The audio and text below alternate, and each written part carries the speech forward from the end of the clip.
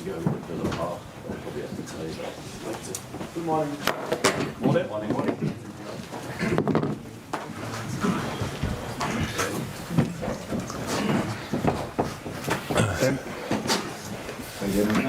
I am, thank you. You? Good. Yeah, really good, thanks. Arne, obviously, in terms of the title race, we can build it up, and it feels like it's a must-win for both sides because of the difference in games lost that you've lost, that City have lost compared to Arsenal. How do you see it?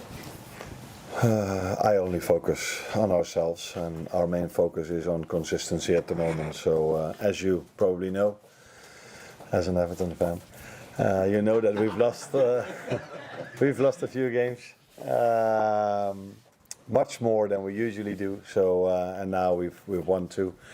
So our focus is on getting consistent and improving, getting players fit, and then we will see where that will lead to. But at this moment of time, it's definitely not the only focus we have is the league table. What start then does that performance against Real Madrid give you in terms of the level of performance that you reached that night? For me, but again, I say mainly the same. We've reached that level of performance in other games as well when the playing style of the opponent was compared to that. But we always knew that we were able to do so. I've showed them many times when playing styles were similar that we could do the same as we did against Madrid. But so it wasn't a surprise to me how both games went. It was helpful for us that the other team did what we expected them to do, because in 8 out of the 10 games I think we've played this season, we faced a different playing style than all the games these teams played before. But Villa and Madrid did what we could expect, and I think that's always helpful. Then there's still a lot of work to be done by the players to get a performance like that, but it is helpful. Where I think we can expect from City the playing style we always see, but the difficult thing in that is that they are very good in it and have very good players. So that makes that challenge big again. But as I said, every Premier League game, every Champions League game is a challenge. I'll just ask about your left-hand side as well, because obviously Florian put in a really good performance the other night. Is that the way forward for him, playing from the left now rather than the 10? And just checking on Andy Robertson, is he able to go again after starting the last 2 games in a week as well? He started 3 games in 7 days because he also played the game against Crystal Palace, where I also played a few starters, not many. I had to take him off in the end of the game. For me, it felt because I felt he was tired, but we have to wait and see. We had recovery the day after. We were a day off yesterday, and now 2-day lead into City. So let's see where he is today. And Florian can play on more than only one position, so he can play off the left, which he did almost all the time in Leverkusen when Xabi Alonso came and introduced this 3-4-3 system, or the way you want to call that system.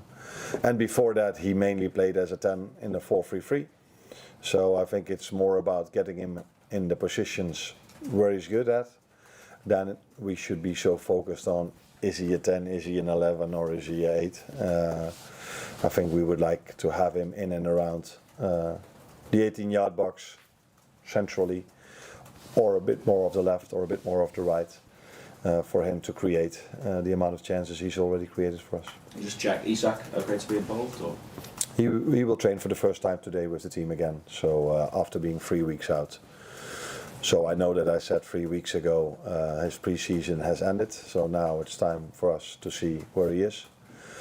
But I have to come back to those words, because if you're 3 weeks only with the rehab, that doesn't bring you back to the levels he was 3 weeks ago. Although our rehab team is doing an incredible job, but you cannot compare rehab with games of football or training sessions with the team. As much as we try to replicate it, that's simply not possible. So again, I have to say, give him some time. Thank you. Arne, when you said before about finding consistency with the team, I mean, how much of a boost would it be for everyone in terms of having faith that your troubles are behind you if you can go to Manchester City and get a result to build on what you did against Real Madrid and Aston Villa this week? Yeah, to make that a little bit more clear, we were actually very consistent. But the thing is, we were consistent in losing. So that wasn't the idea about being consistent. Consistent doing the things right, which we have to do, and improving in that way. So yeah, City is of course a game on itself. You could say playing there away from home is probably one of the most difficult challenges you have throughout the season. Although I constantly keep on saying how difficult it is to play Brentford away or Palace away. Every away game is difficult, every home game as well, but an away game even more. And that's, I think, what City have felt this season, because they've lost, I think, 2 away games. We've lost away games. The only exception to that is Arsenal, who maybe lost 1 away game against us, but they've been the exception this season, where the rest have probably done similar things. And so yeah, very interesting game to look forward to, because when I wasn't working here and when I was in Holland, I did know when City Liverpool was, or where Liverpool City was, and I could tell you I was 100% sure in front of my television when this game was there. Similar to Classico, by the way. But these are the few games everyone is looking forward to. And if you're not part of it, you're looking forward to it as well. You think it'll be worth watching again? I think it's always worth watching, because so many great individuals are playing that game. And yeah, these teams 9 out of 10 times give you what you expect. For me, with Pep, that's 10 out of 10, and people should give their opinion about me. But what I liked about Pep Guardiola's teams is that you 10 out of 10 times get what you were hoping for. A great game of football with no time wasting and no all kind of things that I start to dislike more and more and more about football. But these are not the things you can see if you're watching a Man City game. Thank you. Mike. Arne, 2 fantastic performances and 2 great results in the last week. What do you think has enabled the team to rediscover its functionality in midfield? Because Gravenberg and Szoboszlai, McAllister now as well, all playing their parts individually, but collectively they look like the unit they were last season. Teams are finding it more difficult to get beyond them, and creatively they're doing the business as well. Yeah, I don't know if the focus should be that much about these 3 midfielders. It is true that I couldn't have played them many times together yet, for obvious reasons, injuries mainly. Not only on the midfield, sometimes on the opposition. That's why I needed Dominic in different positions. And it helps if the team plays more and more together. That's one thing, and it helps. I can come up with all kind of arguments what has helped to lead up to this performance, but that's kind of boring. In my opinion, because people might then say, oh, now he's using the wins for the excuses for his losses. But yeah, it has been 2 good games, although again, in my opinion, I liked, I think I'm the only one who thinks this, I liked our performance against United more than against Villa. But the result, I liked against Villa much more. And what I mean with this, from open play, we created much more chances against United than we did against Villa. Conceded more though. Yeah, because we were 1-0 down and 2-1 down, so we had to be taking more risks. And but we didn't concede a lot against United, I can tell you.